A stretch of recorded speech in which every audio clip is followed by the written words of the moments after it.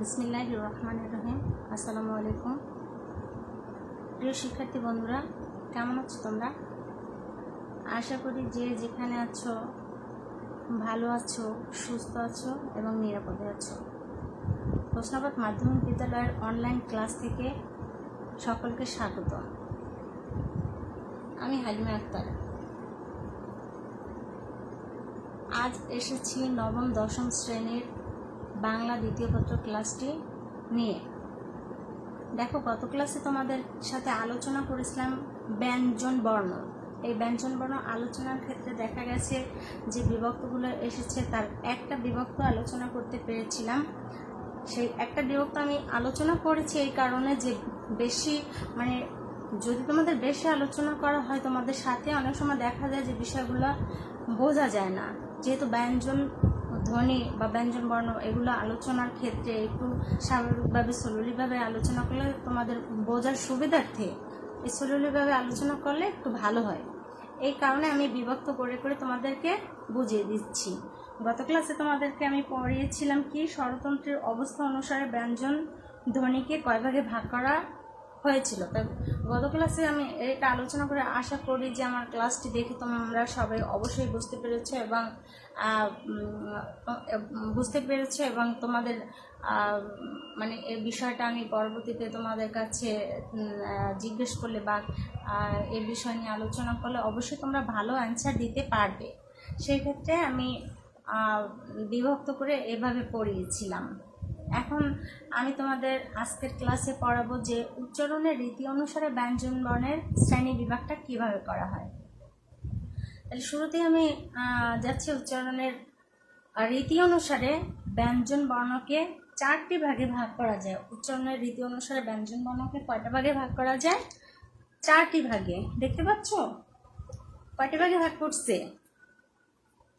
এই দেখো, চারটি ভাগে ভাগ করা যায় উচ্চারণের রীতি অনুসারে। তাহলে চারটি ভাগের প্রথমটি কি আসে দেখো। এক নম্বরে আসে স্পর্শ ব্যঞ্জন।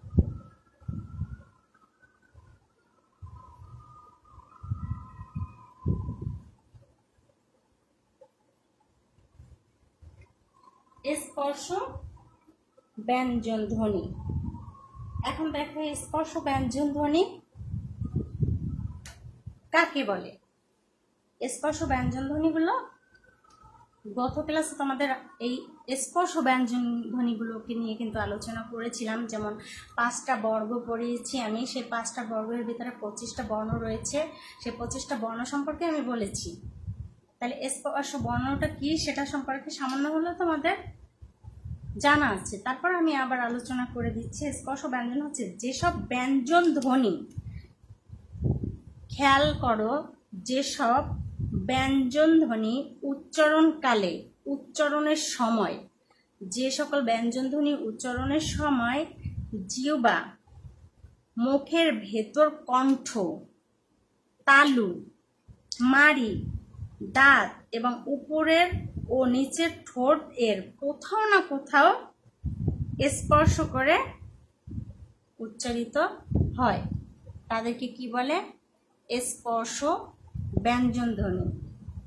তাহলে এই স্পর্শ ব্যঞ্জন ধ্বনি আমরা যে স্থানগুলোর কথা বলছি প্রত্যেকটা স্থানকে স্পর্শ করে এই ধ্বনিগুলো উচ্চারিত হয়। তাহলে আমরা গত ক্লাসে বলছিলাম যে বর্গ হচ্ছে কয়টা? 5টা। তাহলে 5টা বর্গের ভিতরে 25টা বর্ণ রয়েছে। ক থেকে ম পর্যন্ত 25টা বর্ণ, এগুলো কি স্পর্শ বর্ণ। যেমন 5টা বর্গ ক, চ, ট, ত, প। এখন খেয়াল করে দেখো কর ভিতরে কয়টা? ক থেকে একেবারে ও পর্যন্ত কয়টা বর্ণ? এভাবে চ থেকে, ট থেকে, ত থেকে, প থেকে এই প্রত্যেকটা বর্গ বিভক্ত করে দেখো যে প্রত্যেকটা বর্গের ভিতরে 5টা করে বর্ণ আছে। এই 5টা করে বর্ণ থাকার কারণে 5টা বর্গে 25টা বর্ণ হয়েছে। এই 25টা বর্ণকে কি বলে? স্পর্শ। 25টা বর্ণকে কি বলে? স্পর্শ ব্যঞ্জন ধ্বনি। এগুলো উচ্চারণ করতে গেলে দেখা যায় মুখের, জিভের মুখের ভেতরে কণ্ঠ, তালুকে স্পর্শ করে, মাড়িকে স্পর্শ করে, দাঁত, প্রত্যেকটা জায়গায় মুখের কোথাও না কোথাও বাধাপ্রাপ্ত হয়ে উচ্চারিত হয়। সেগুলো হচ্ছে ব্যঞ্জন, স্পর্শ ব্যঞ্জন ধ্বনি। এরপরে দেখো আচ্ছা দ্বিতীয়টায় আসতেছি আমি।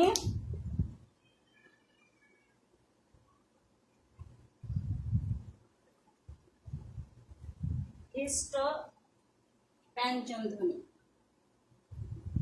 দ্বিতীয়টা হচ্ছে ঘৃষ্ট ব্যঞ্জন ধ্বনি। দেখো ঘৃষ্ট ব্যঞ্জন ধ্বনি কাকে বলে?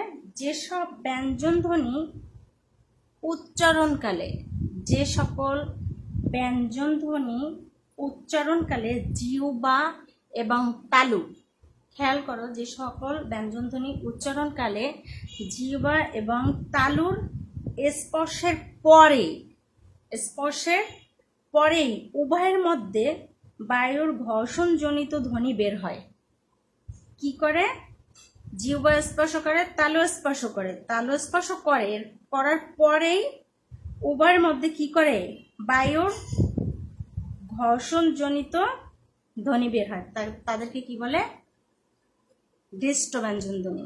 দেখা যায় এই ধ্বনিগুলো উচ্চারণ করতে গেলে মানে চাপ সৃষ্টি হয়, এমনভাবে ঘর্ষণ করে যার ফলে ধ্বনিগুলো বের হয়। যেমন চ চ উচ্চারণ করে নিজের মুখে নিজের খেয়াল করো। আমি তোমাদের ক্লাসে এগুলো দেখাই দিচ্ছি, কিভাবে কোন ধ্বনিটা কোন জায়গা থেকে মুখ দিয়ে উচ্চারণ করে তোমাদের আমি দেখাই দিচ্ছি।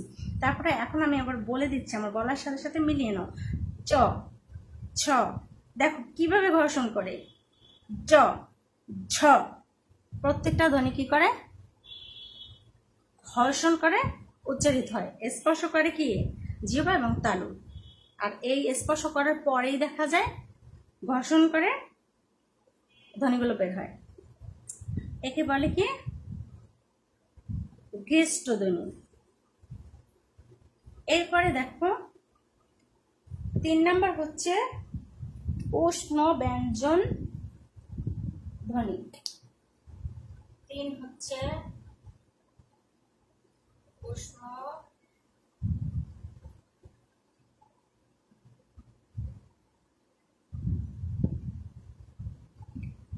ব্যঞ্জন ধ্বনি।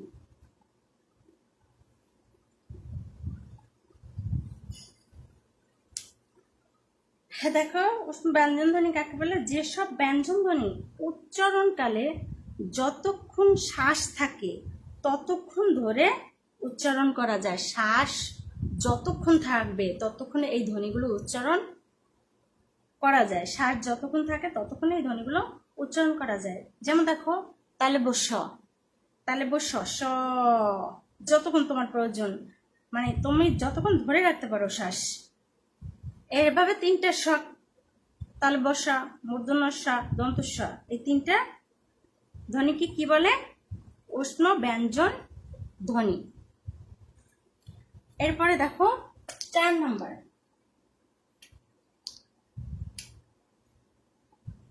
4 নম্বরে হচ্ছে কি? অন্তঃস্থ ব্যঞ্জন ধ্বনি। অন্তঃস্থ ব্যঞ্জন ধ্বনি।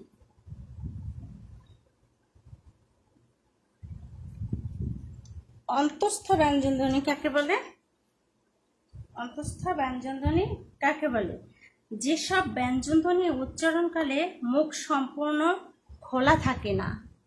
খেয়াল করো, যেসব ব্যঞ্জন ধ্বনি উচ্চারণকালে মুখ কি করে? সম্পূর্ণভাবে খোলা থাকে না, আবার একেবারে বন্ধও থাকে না।